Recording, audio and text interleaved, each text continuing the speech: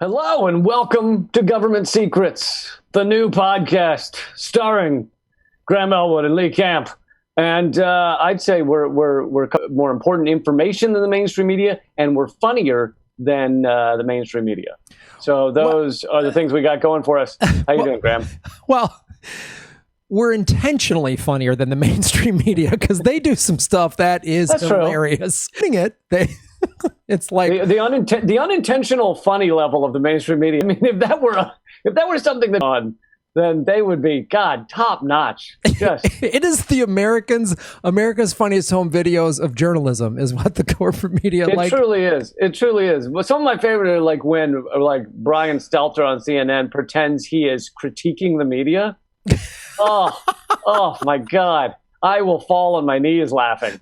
He's this, for those who don't know Brian Stelter, he is this marshmallow nougat host of CNN's On Media show. And he sits there and says things like, but Fox News didn't reveal that, that this isn't true. And you're like, you're on CNN. Every story is like fabricated. Rachel Maddow just said there was a Russian under my bed, all right? And you're telling me that Fox News has done us wrong? It's my funniest, the CNN ad that talks about why this is an apple. Why are we calling it an orange? Right? Like they're trying to, and I'm just like, you guys lie on a daily. Like you have been telling me that's a cucumber because you're going to tell me that you're going to cover it in oil and tell me it's a taffy apple. Like because ExxonMobil buys ad time with you. What are you talking about? The more accurate commercial would have been, they show an apple. They say, this is a cucumber. Fox News tells you it's an orange. But here at CNN, we know it's a cucumber. Yes, they're both lying to you in different ways. Right.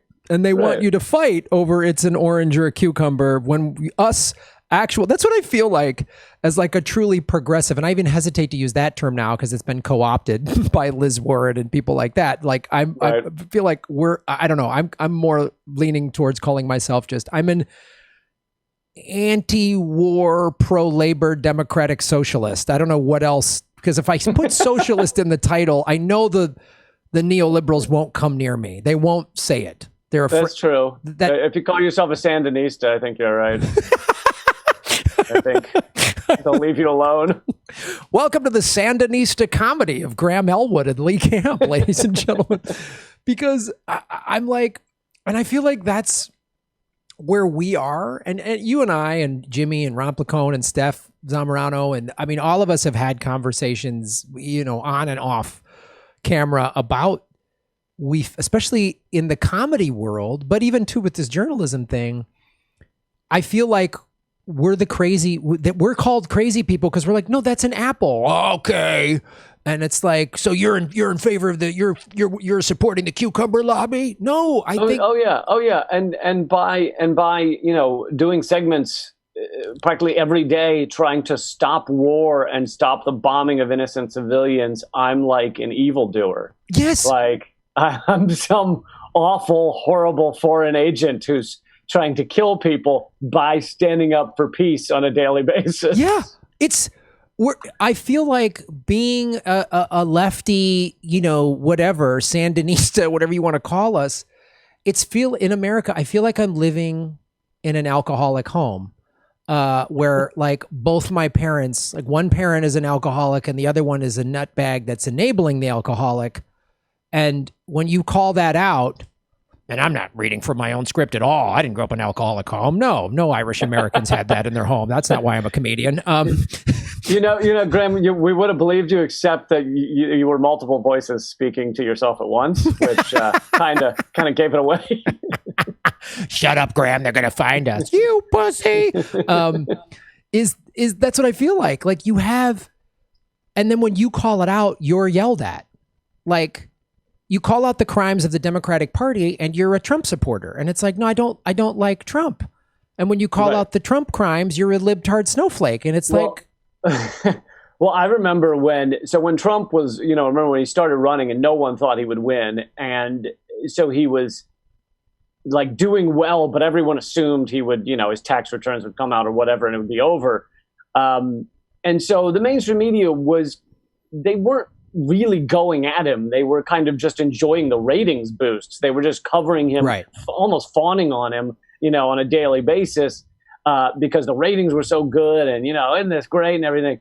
And I, on the other hand, because I don't believe in the two-party system, I wasn't like just going at the Republicans. I was going at both sides. But when I would speak of Donald Trump, I would call him the most horrible fucking things. We did segments where I grafted his head, graphically onto Hitler's body, and I called him Adolf Hitler or something like, and so I had all these things where I was just trashing him. And then when he won, all of a sudden, like shows like mine were the pro-Trump, people were calling us pro-Trump and defending Trump. And it's like, no, I was the one actually calling him things you wouldn't dare call him when he was running for office. It was, I know. And it's so insane. And then even, the way both parties, it's crazy on both sides. Like, and again, this is not an excuse for me to try to shoehorn Epstein talk into our podcast, but here's the thing. I will give you a warning, Graham. I actually put Epstein on the list because A, I feel like you might have some sort of seizure if we don't, and B, last week I said, okay, this podcast is not going to be all about Epstein, but literally the day after we taped, the world became all about Epstein again.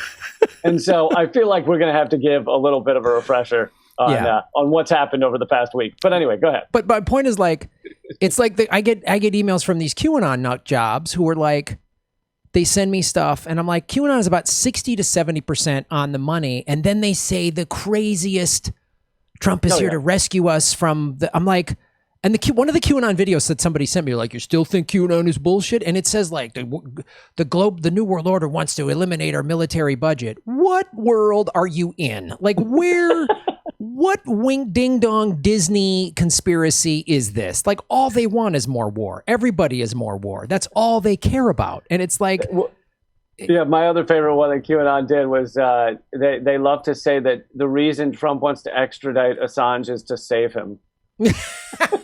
Yes. I love that. It's like I need to stab you to get the demons out. I'm gonna save your life. Just let me stab you in the heart. Well, we're gonna get what they're gonna do. They're gonna get Assange, and they're gonna see if he floats, if he's a witch or not, and that will determine whether he is. Yeah. So Trump.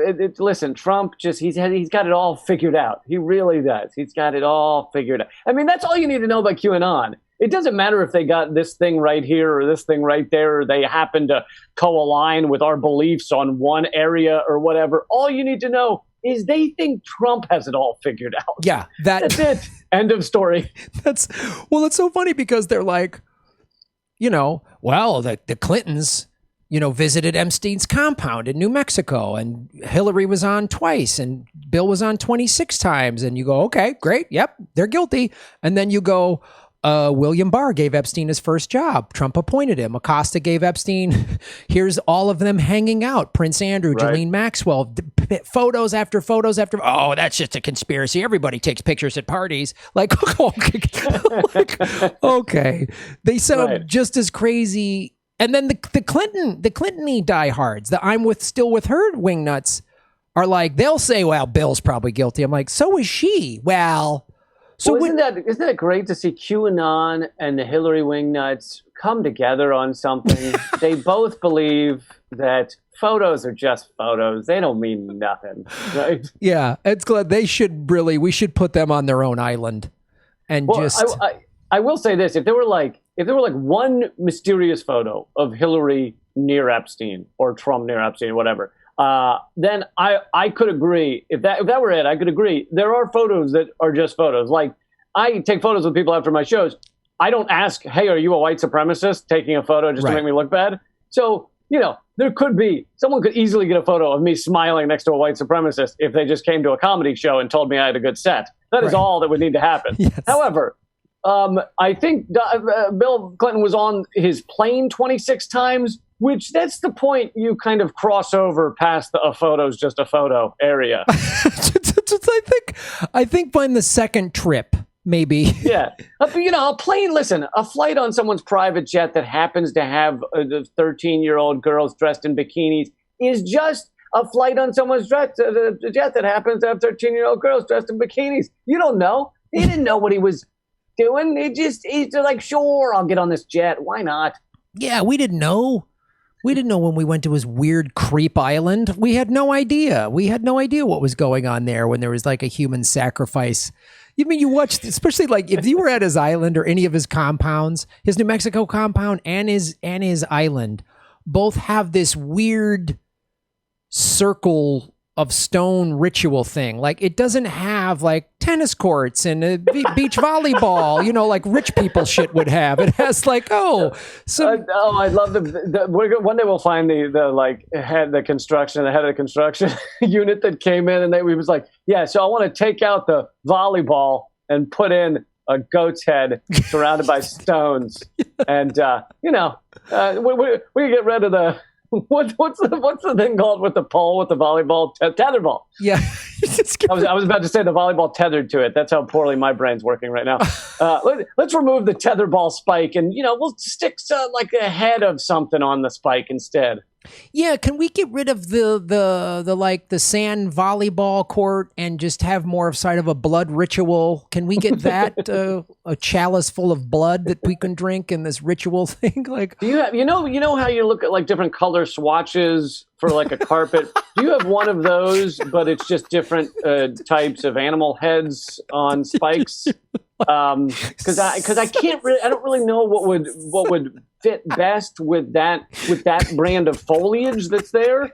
If you just have a booklet I could flip through. Just, you know what? Just FedEx over the animal head swatches so we can just see them and put them up next to the wall and figure out which is the best one for us.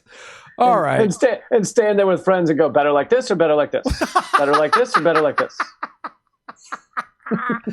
Which brings out the Luciferian stuff better? What do you think? All right. As long as we're doing our Epstein riff, I'm going to give you another 5 minutes to get the people who only listen to this podcast. Let's say they're not watching all of your live streams, which they should. What has happened in the past week with Maxwell? I don't know. Was there something in the news? I don't know. Did something? Well, no. I just meant since the last time we taped, she was arrested by the FBI. Yes. I think the questions that are swirling are didn't the FBI claim that they've been watching her for a while? And yeah.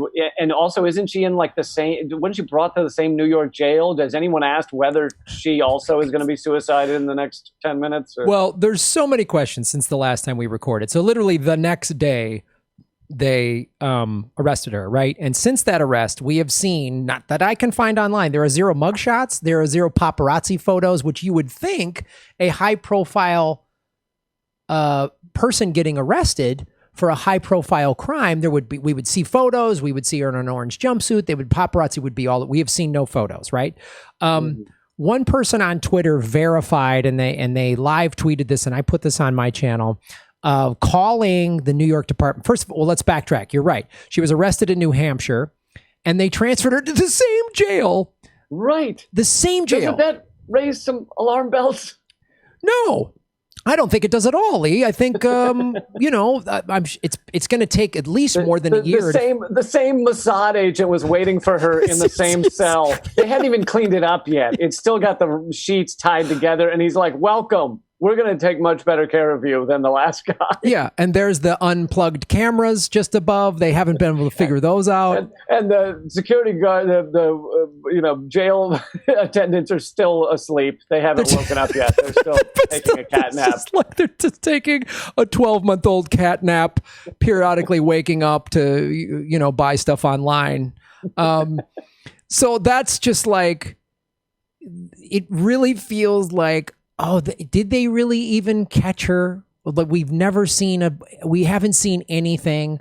There was an article that came out that was like saying, Ghislaine Maxwell has she has a friend of hers, an alleged friend, they couldn't name an actual person, a friend of Ghislaine Maxwell. So it's just more of this vagueness.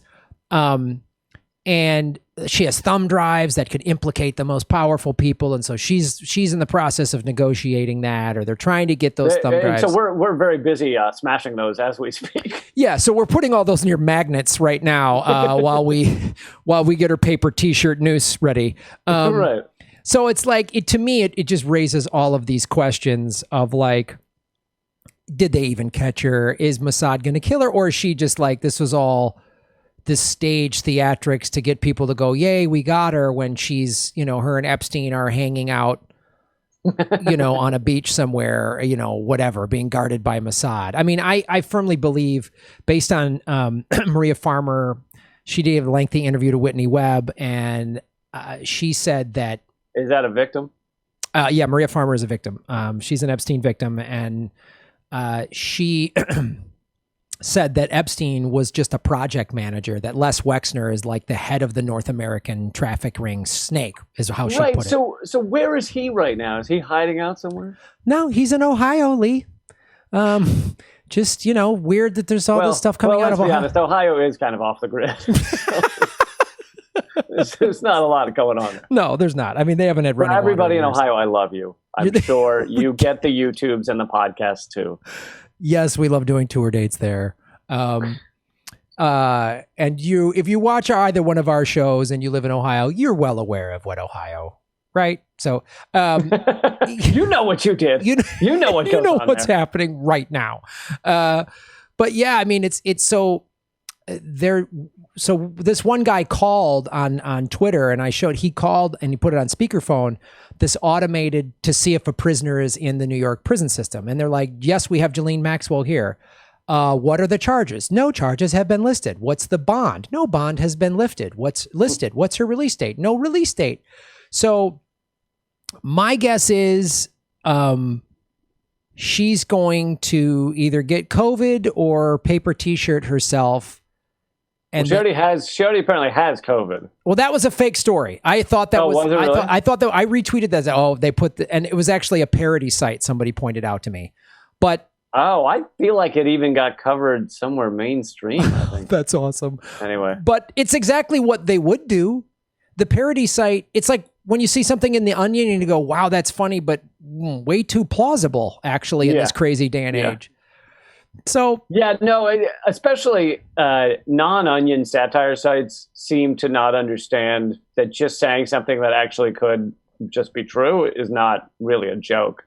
Yeah, I mean, it could be funny in certain ways, but every once in a while they'll be like, America paying the Taliban to keep fighting the Taliban, and I'm like, no, that's just a real story. You didn't change anything. Yeah, that's Yeah, exactly. Like that's actually happening right now. We know like, they haven't done enough research to know that it's not a parody. Right. They haven't dug down within the parody story to see whether it is happening. Yeah. They were like, wouldn't it be funny if this happened? And it's like, I just do a cursory search. It's going down.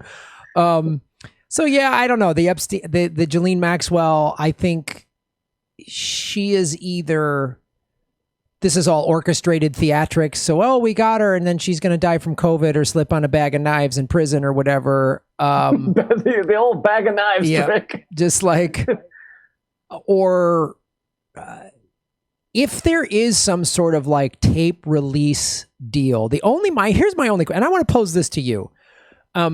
Sometimes I get the feeling that there are like dueling factions within like the ruling class deep state. And sometimes I feel like there's a battle, like some of this, like the battle over Trump is sort of like, well, he's costing this group of the ruling class money, but this group really likes him or whatever. And sort of like, maybe there's like we're evil ruling class monsters that profit from bombing people, but we don't sex traffic. So come on. Or they're just like, let's. Oh yeah, absolutely. I think there's absolutely incredibly rich people who, don't give a fuck if Bill Clinton goes down and Prince Andrew goes down. Like, but I think that a lot of the people that are tangentially connected to it have a lot of power right now. So, that's the question is like, do they worry that the people she would reveal could actually do such dire harm to the American empire and the British empire and the Israeli empire, to that they don't want those people to go down simply because of the harm it would do to the empire writ large, which seems to be what's going on so far. Like that's why Acosta gave him the deal, was basically because, it wasn't necessarily to protect specifically Bill Clinton. It was because, these things coming out would hurt the empire too much. Yeah, and Acosta was told that that Epstein had ties to intelligence, and he literally was like a CIA asset. That's what they were told. That's what, I mean, literally Acosta said that in an interview. I mean, there's a quote of him saying that. So I wonder if that's part of, I mean, it could be the CIA and Mossad are battling and they're like, I don't know. Mossad came in and killed Epstein and the CIA is like, hey, wait a minute. We only get to kill our assets, not you. And and they're like, all right, we're going to capture Ghislaine then. If you want to play this game, like I'd say one of the things that people confuse when they start looking into these conspiracies and things is they think that the ruling elite all are of one mind. Yeah. And, are just that they really have that big meeting inside a dark temple and decide of, every decision and are in full agreement.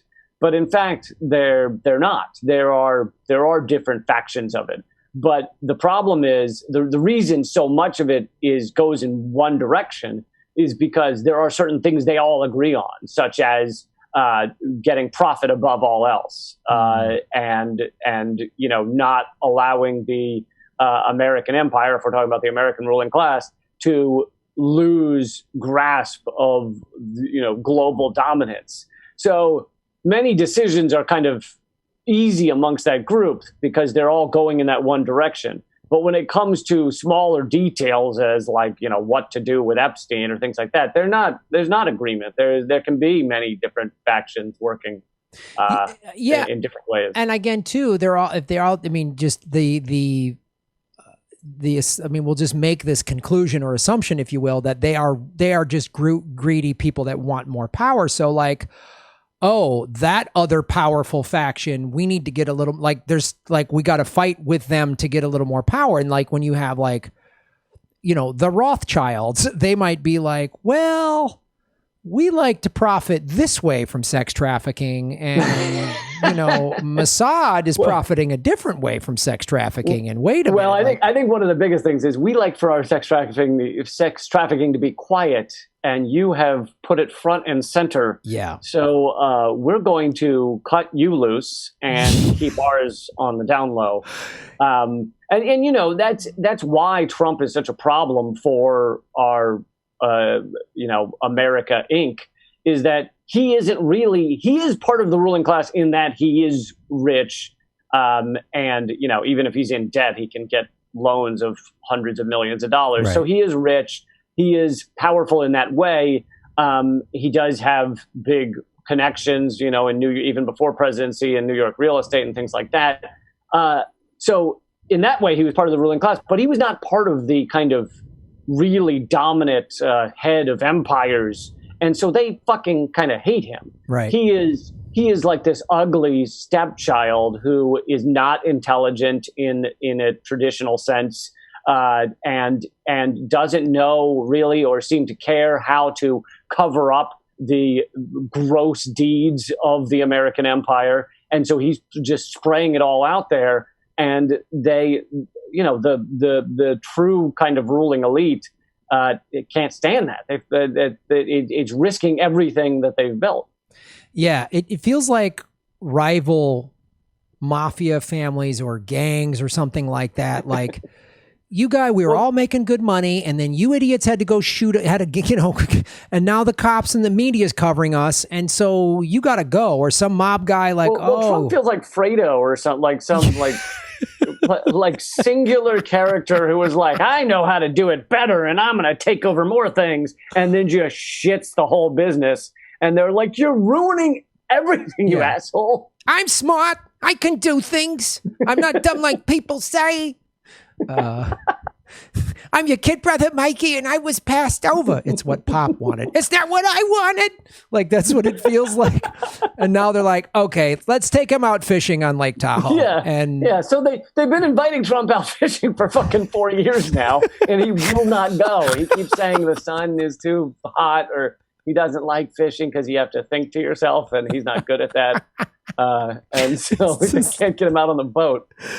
Oh God, yeah. Somebody put in the chat, Trump is new money. Like, that might be it too. Like, oh, he made his money new. He hasn't had like 1,000 years of, Well, it's new money, and it's also that he never really, like, Trump has never succeeded at anything. He's failed upwards his whole life. I mean, his business ventures have basically all gone under. The only real thing he succeeded at was The Apprentice, because people were like, I can't turn the channel at this train wreck. Right.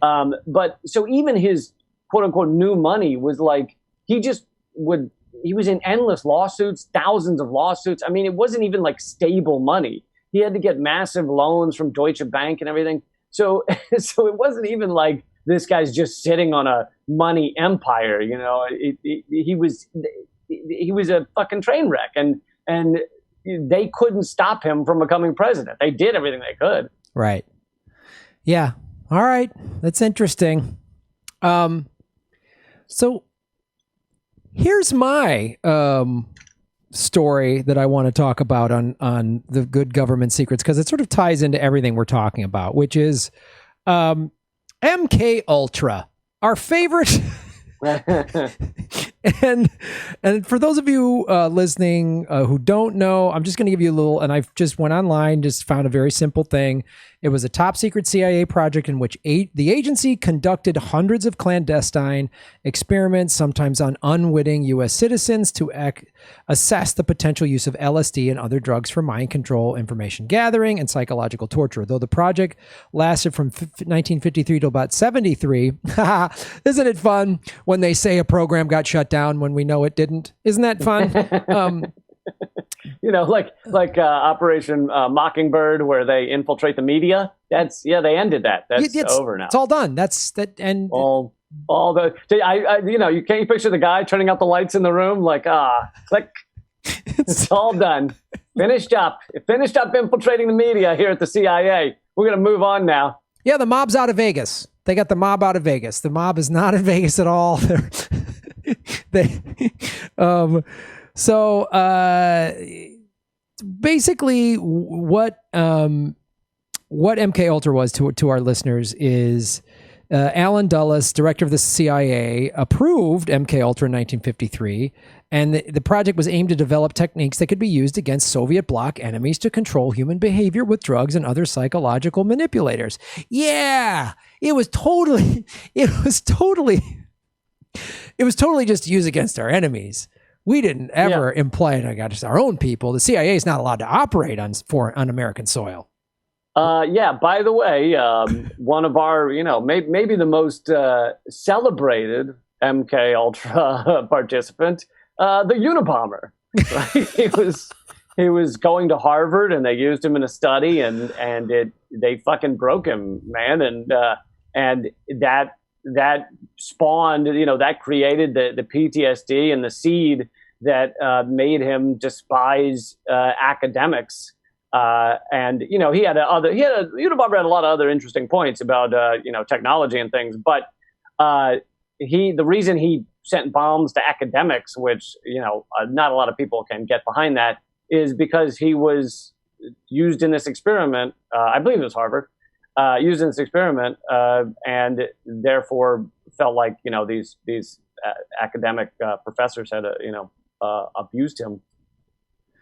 Yeah, and the question remains: like, was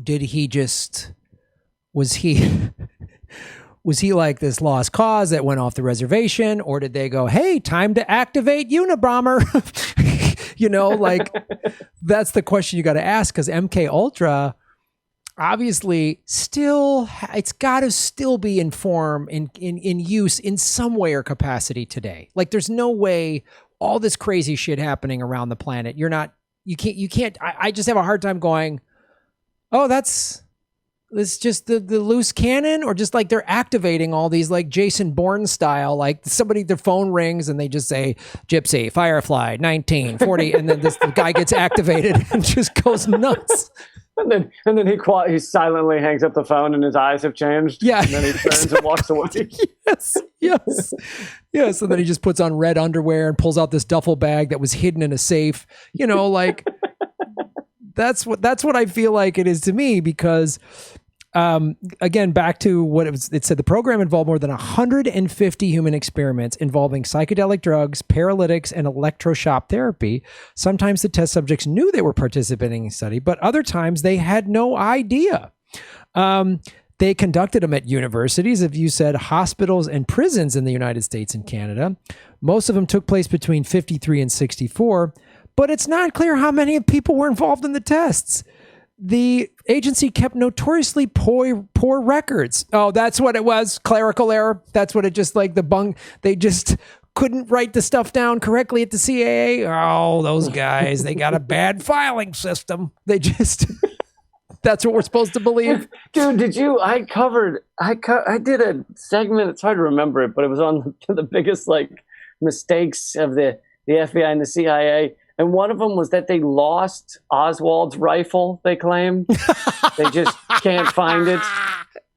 Like it's shit like that where you're like, what in the fuck? Yeah, you can't come up with something better, some better excuse. But like they're still doing it. I mean, if you look at, I mean, again, like the Epstein thing, the Ghislaine Maxwell, like, we just lost. He hung himself and the cameras were bad and then 2 guards fell asleep. Okay, thanks. Like we're all just supposed to buy that. And that's why #Epstein didn't kill himself. No. The funny thing is now with the internet, nobody's buying this crap. Like I know. We're all supposed to, they lost his rifle.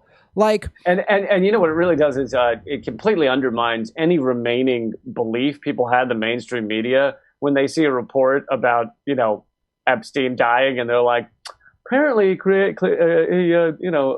committed suicide. It's just what a story. And everyone at home is like throwing things at their TV like it's the final minute of the Super Bowl, and they're like, no, what are you fucking Jesus? Yeah, the cat gets hurled across the room. I know. They just blatantly say this stuff, and they're going to do it. And we're going to get some crazy thing with Maxwell, whatever it is. She died, or. Well, I was thinking it might be some kind of deal where she turns on a few people that they believe are the ones they can, easily, the scapegoats they can easily prosecute. And she keeps quiet on pivotal people like Prince Andrew or whoever else. And then she only gets, fucking 3 years for administrative malfeasance or something. I just love those concocted terms like aggressive emailing or something like. So, but that's like, and she all she did was type an incorrect. She pushed the wrong button on an email. The problem was the email was inside of a girl who did not want to be there. Oh, got it. I mean, even in the charges. Yeah. It's an accident. And Whitney Webb pointed this out when I brought her on last week. When the charges first happened, it said she's involved in trafficking, but they didn't actually charge her with sexual assault of a minor, which is what several of Epstein's victims have said she did. She participated in the raping and trafficking. They're just like, she enabled, like they keep talking around it. So it's like, again, they're like you say, they're setting up all of these lesser charges because they're going to they're sitting there right now going, well, Dershowitz is going to go down, but not Trump, Clinton, or Prince Andrew. Like, they're just like, right. Like it's going to be a bunch of mid-level guys like that are going to, they're done. But nobody else. But going back to MKUltra, because I think this all ties in. So they included experience with MDMA, ecstasy, mescaline, heroin, barbiturates, methamphetamines, and psilocybin or magic mushrooms. And they had Operation Midnight Climax. Which I'm not making this name. Which was also the name of Epstein's Island.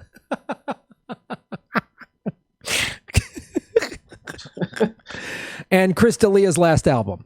So did you know that guy? I didn't know him. I did not know him. I did not know D'Elia at all. I saw him do stand-up I was at the Improv, the Hollywood Improv, like, I don't know, 6-7 years ago, right when he was sort of kind of blowing up, and I was on the same show with him, and I watched his set and I went, huh. Oh. Yeah. Yeah. A lot of people don't know that you and I are both bitter at Hollywood. And that actually that sums up my response to about 80% of every comedian I ever saw get like a fucking sitcom or some massive, deal or something. And then you go watch them do stand up and you're like, interesting. I wonder how that happened. Big wacky voices. Okay. But as we uncover all this stuff, you got to wonder. Anyway, that's a whole nother thing. But Operation Midnight Climax, the CIA hired prostitutes to lure unsuspecting men to CIA safe houses where drug experiments took place. The CIA dosed the men with LSD, and then, while at times drinking cocktails behind a two-way mirror, watched the drug's effects and the men's behavior. Recording devices were installed in the prostitute's room disguised as electrical outlets. Most of the Operation Midnight experiments took place in San Francisco, Marin County, and New York City. The program had little oversight, and the CIA agents involved admitted that a freewheeling party-like atmosphere, and this is one of the quotes. Dude, can you imagine being in the CIA in the 50s and 60s? Oh, God, you can do whatever the fuck you want. No one even asked. I know. I mean, granted, they're running wild now too, but back then, like, somebody came in and pitched to go, we need to do the drug sex thing. Oh, all right. Okay, yeah, sure. You know what? You should probably test out the sex thing for at least 2-3 months. See if it's working right. See if it's working. But this is what this guy said. An agent named George White wrote to Gottlieb in 1971. Of course, I was a very minor missionary, actually a heretic, but I toiled wholeheartedly in the vineyards because it was fun. Where else could a red-blooded American boy lie, kill, and cheat, steal, deceive, rape, and pillage with the sanction and blessing of the All-Highest? That's not terrifying at all. That's what our government did. I will say this. I appreciate the work ethic of the CIA back in those years. Because in order to spy on someone having sex, they had to rent out the hotel room, put little bugs inside the lamps and things, put in a one-sided mirror or two-sided mirror, whatever it's called, and then sit on the other side and literally be there and watch. Whereas now it's 3 keystrokes and they watch you have sex. Right. That is it. On your phone. They type in one password and they know your entire sex history. Yeah. Yeah, really hats off to the work ethic of the CIA back in the day. They really did. Yeah. They really did. They put in the time. They put in the effort. So, by the way, speaking of this, did you ever watch Wormwood on Netflix? No. Oh my God, it's right up your alley. Wormwood is an amazing. They do both. It's a documentary that has scripted moments in it, so you go back and forth between the fictionalized version and the documentary aspect. And it's about a scientist that was killed. He was basically taken out by I believe, CIA. He was an American scientist, but he was a scientist working for the CIA. But he was working on germ warfare. And he ultimately, and they fucking did MKUltra on him. They brought a bunch of them up to like a cabin, slipped LSD in their drinks, and wanted to see what would happen to them. And the LSD created an awakening in him. He started to lose it. He couldn't get behind the germ warfare shit anymore. And so he said, listen, I just want out. I'm never going to talk about this stuff. I just want out of the CIA. And they kept trying to talk him back in. And then he falls from a 13-story window in a hotel in New York. So this is Frank Olson, I believe. Frank Olson. Yes, because this is in this article, who's a scientist that worked for the CIA. And at a 53 CIA retreat, he drank a cocktail that had spiked with LSD. A few days later, he threw himself out of New York hotel window in alleged suicide. Yeah, that's... And anyway, and ultimately the government actually apologized, which they would never say that they killed him, but they kind of left it as maybe we gave him LSD and he jumped out the window because of the LSD we gave him. Yeah. But but they literally apologized, which I feel like is as close to a guilty verdict as you're going to get for the government assassinating a fucking scientist. Yeah, and according to this, the family also got $750,000 settlement. They received an apology from Gerald Ford and then CIA Director William Colby. Oh, wow. And Ken Kesey, author of One Flew Over the Cuckoo's Nest, volunteered for MKUltra. So this is like, there was a church committee, President Ford, while Chevy Chase was busy making him seem like a bumbling guy, he was doing all this fun stuff with the, oh man, the church committee went into the church committee actually investigated, in the wake of the Watergate scandal, President Ford set up a United States Commission and CIA activities within the United States, investigate the illegal CIA activities. And the commission was led by Vice President Nelson Rockefeller, which is just like, right. Oh, I love, that's what you do, Lee, is like they had, remember when they asked John Gotti to do his own RICO Act investigation? Remember when they did that? That was fitting, right? That made sense. Yep. And Trump was going to get back to us on a review of his taxes, I think, any day now, wasn't that? He's going to let us know what he found. Absolutely.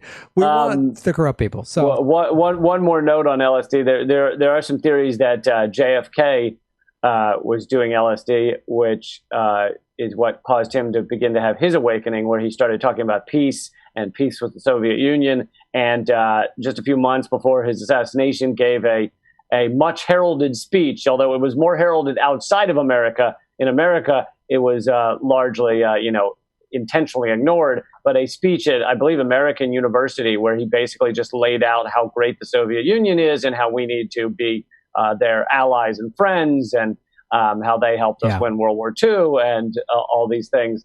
And within a few months, he was he jumped out of a 13th floor window. He jumped into a bullet that seemed to be coming in his direction.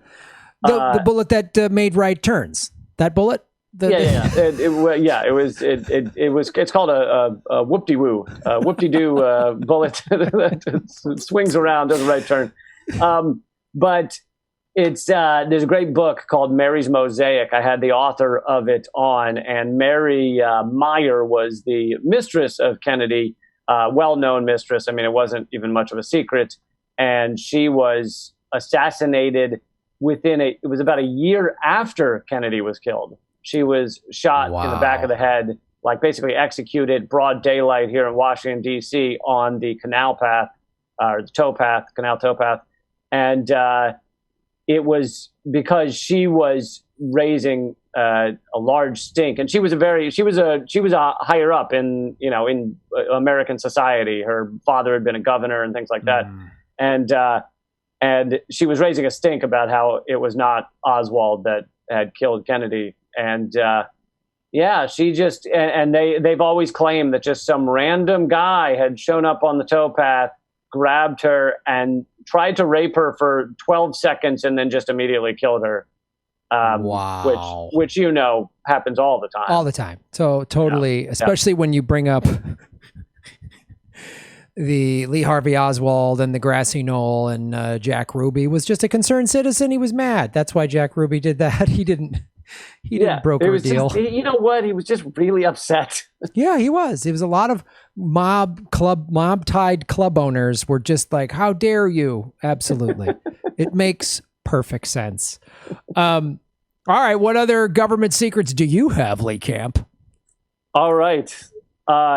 Shall we move into, I'll give you a choice. Either how, well, we should do both of these, but how the Russian bounty story continues to collapse, which is what I said a week ago. And here we are.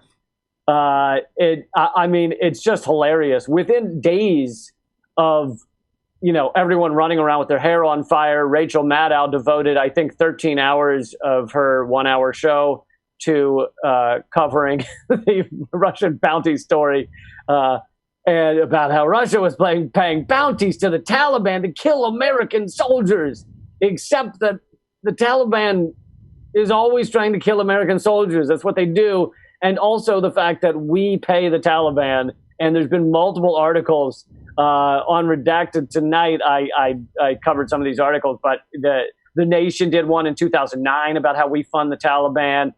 There was recently a lawsuit, 400 people, I believe the families of soldiers, maybe dead soldiers, sued U.S. military contractors who were paying the Taliban as well, because they said they sued them for paying the Taliban because you're helping, you basically helped kill our soldier sons and daughters and things. And anyway, the New York Times in like page A19 on a Friday, which if you want to know what the New York Times does not want you to see, it's on A19 on a Friday. All right. They really wanted you to take a good long look at that story.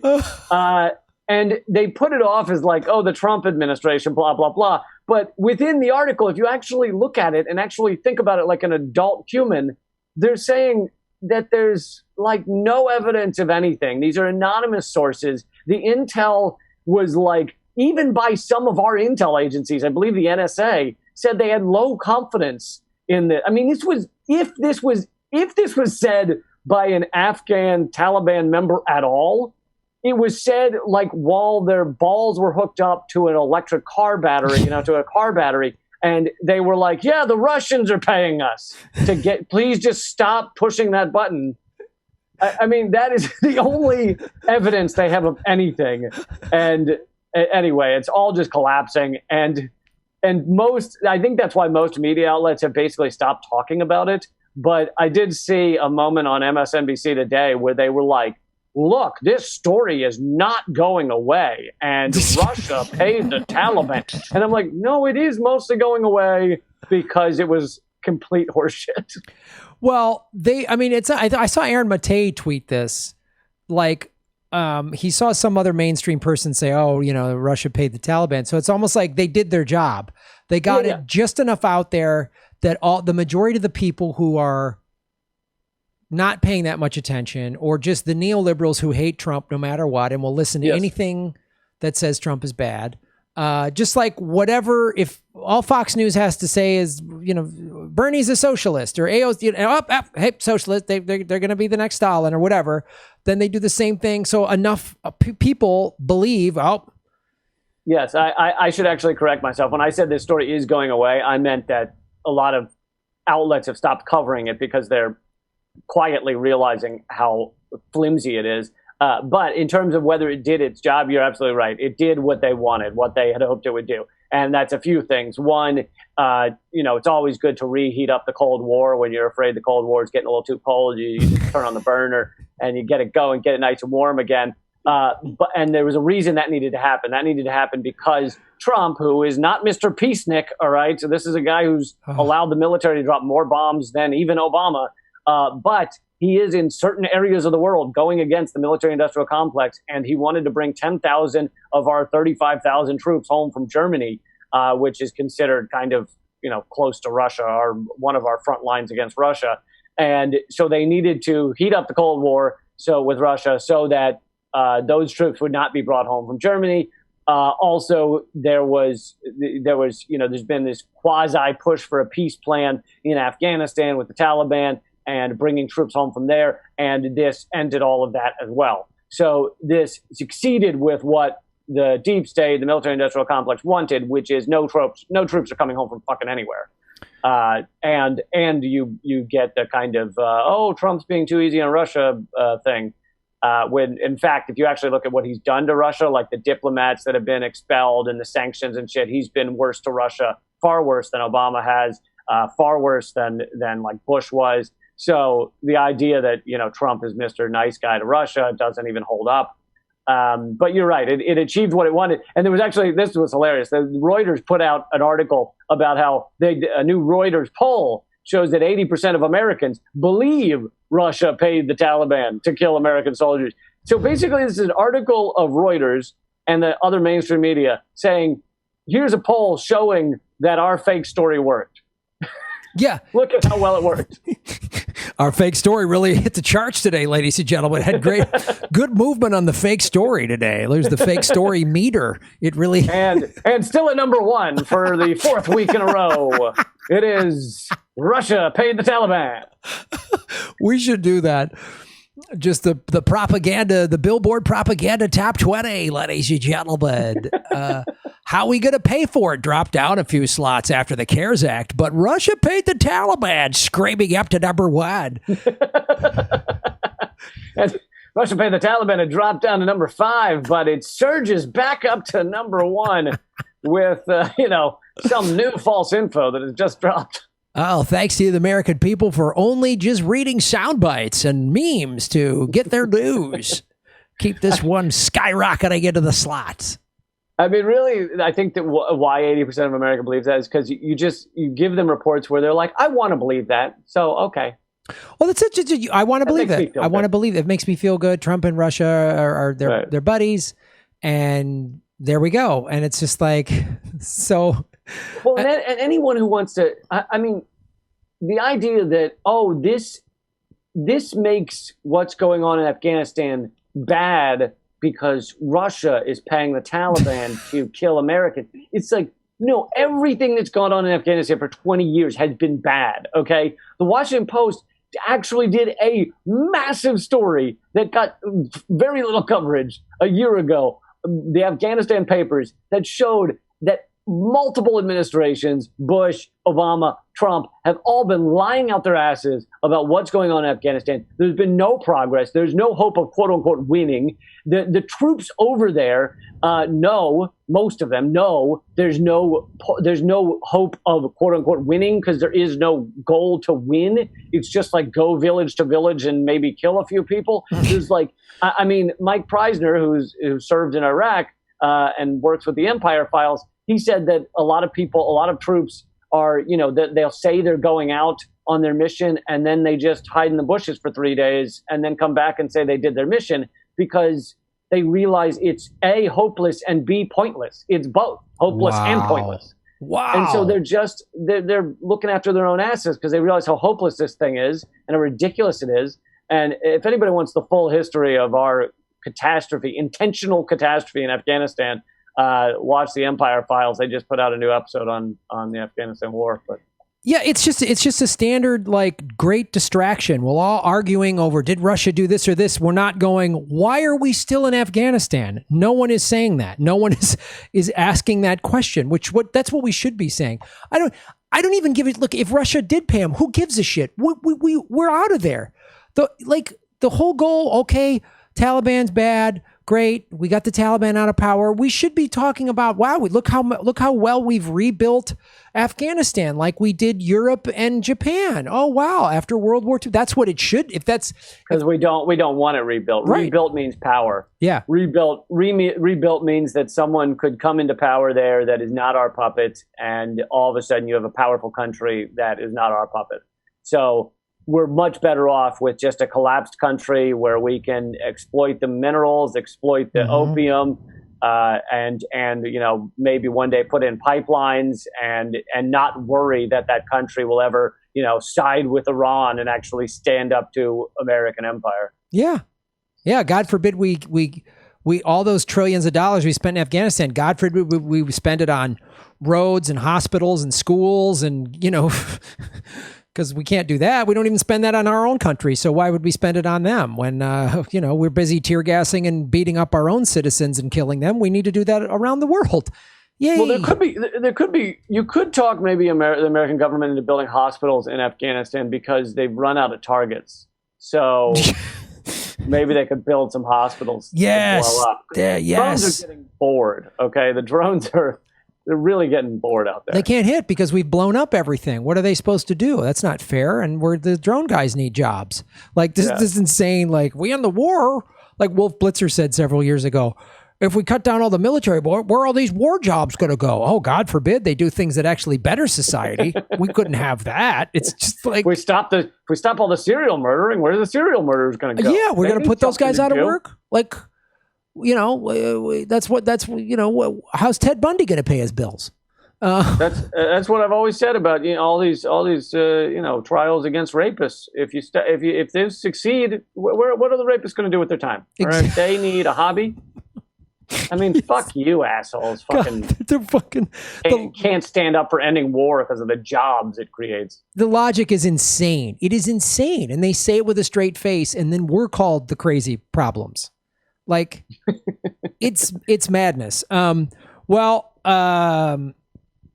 gotta wrap. Yeah, we gotta wrap up, I guess. But I'll have to save for next week. I want to talk about oil pipelines and oil companies. They're all collapsing. It's beautiful to see. I got a quick quiz. You got a couple minutes for just a quick, Yeah, man. All right. Let's do it.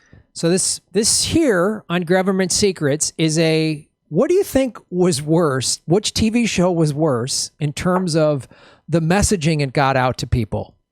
The West Wing or Hogan's Heroes? Or Cheers. That's or Cheers. So we're supporting alcoholism, or we think the Nazis are just bumbling, winks, boink, or a decade, 8 years of fueling neoliberal bullshit on West Wing. I watched West Wing, and I like some of it because of the writing, just because Aaron Sorkin's I enjoy his writing, but I did find it hilarious how the president just really wants to help everybody. That's his main goal in life. He's just really trying to help everybody.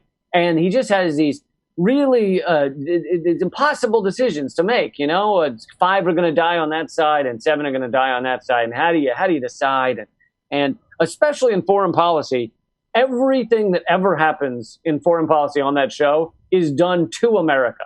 America is hit with a terrorist bomb. America is, we were attacked or something's happening in Israel. It is never once in the entirety of that show did America just do something. I know. We're always just the innocent guy. I think people keep messing with us.